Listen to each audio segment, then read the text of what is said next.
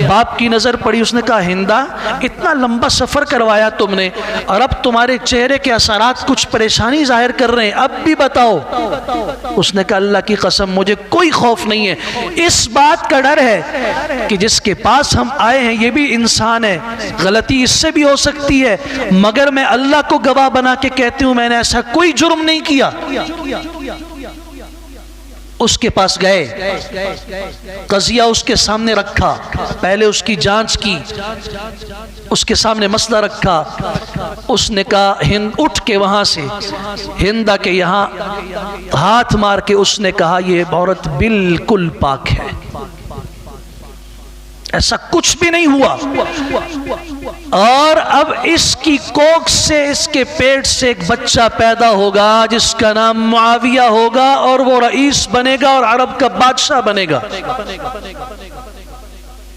फाके बिन Mughira को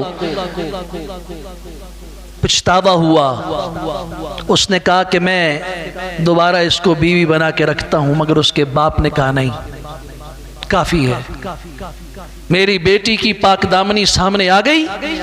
उसके बाद अबू सुफियान के साथ इनका निकाह हुआ और हजरत मुआविया रजी अल्लाह तआला अन्हु की विलादत हुई है।